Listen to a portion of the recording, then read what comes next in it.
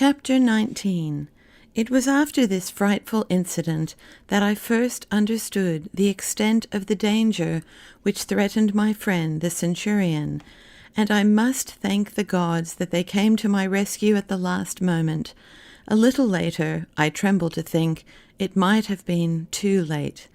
I had, of course, long observed that my friend had been deeply affected by the rabbi, but I had had to learn from a brief, though shattering experience, that even I could, under certain circumstances, entertain the idea of relinquishing my rigid Roman discipline, that perfect moulder of character, and of yielding to an Asiatic influence. It was at once a warning and a profound lesson. The centurion had too long been removed from a Roman camp. He had too long been steeped in a Jewish environment. When a man lives for many years in a barbarian province, remote from the civilization of Rome, he becomes capable of the most fantastic and irresponsible acts. Such things have been before. Some of our best men, heroes of 100 fields, victors over innumerable barbarian hordes, have fallen victims to the vanquished when they have been set over a conquered territory and kept away from Rome for many years. It calls for exceptional character to live in an alien environment, in loneliness, without yielding and losing oneself. Of such a character, alas, the centurion of Capharnaum was not possessed. Long before the appearance of the wonder rabbi, he had betrayed serious inclinations toward the cult of the Jews. He had neglected the cultivation of our religious institutions in the subject land, and he was greatly remiss in his duty of encouraging the use of the theaters and gymnasia. He was rarely seen in the temples of our gods, and I do not except the temple of the Caesar, which the Tetrarch had erected in his new capital, and which the centurion practically ignored, save for official functions. As against this, he had become a regular frequenter of Jewish synagogues. He had let himself be led astray by their mystic services to their invisible God. He had taken instruction from their learned men in the laws of their religion.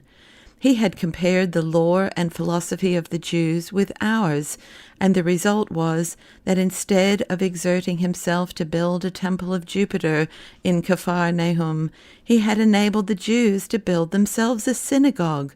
I saw this structure. Indeed, he was so proud of it that he insisted on showing it to me. It was in the finest Greco-Judaic style, with a marble facade, with fine granite columns engraved with Jewish ornaments, nor did it lack a splendid mosaic floor covered with religious symbols. The gratitude of the Jews to the centurion can readily be understood, but our men murmured secretly. He had surrounded himself with Jewish scholars who were his closest friends. True, they could not visit his home, for the laws of purity forbid Jews to enter the dwelling place of an unbeliever. But he met them in the street and in their synagogues and study chapels, where he received religious instruction from them. Then came the incident of the wonder rabbi and the boy Andros. I believe that my friend had originally bought Andros for purposes of pleasure, for the lad was exceptionally beautiful, and I had often admired him when he had served us in the centurion's villa on the road to Tiberias. Later, under the corrupting influence of the Jewish cult, which is sternly opposed to this variety of love, as it is indeed to nearly every joy in life, the centurion renounced this source of pleasure, and his affection for the lad was transformed into paternal tenderness. It is possible that he even adopted him formally as his son. The love he had for Andros awoke in him as deep a love for the rabbi who brought about the miraculous cure. But later, as my friend came to know the rabbi better, his love and admiration and reverence for him grew beyond all bounds and quite swallowed up his love for the boy. I should perhaps set it down as a curious weakness and predisposing cause in my friend that he had always looked for someone to love and admire. This form of nourishment was a necessity to his soul, and it is not without repugnance that I report a discovery which I made about that time.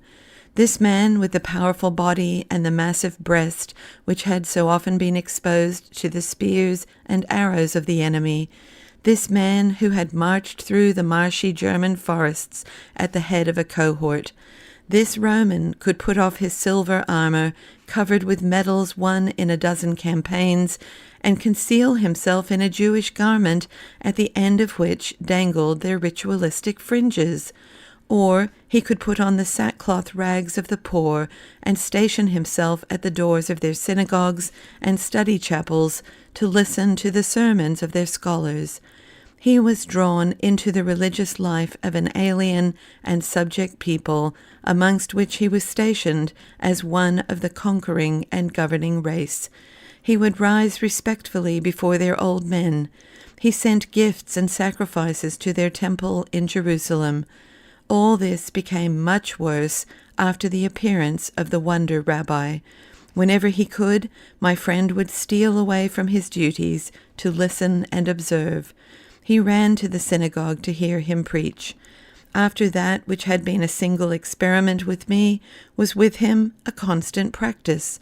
He would hide his identity in sackcloth garb and visit the house of Simon the disciple times without number.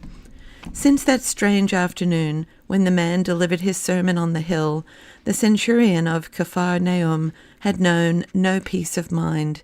He often sat alone in his locked garden near the statues of the gods, or else he walked, a solitary and absorbed figure, on the shore of Gennesaret, meditating on the words of the rabbi.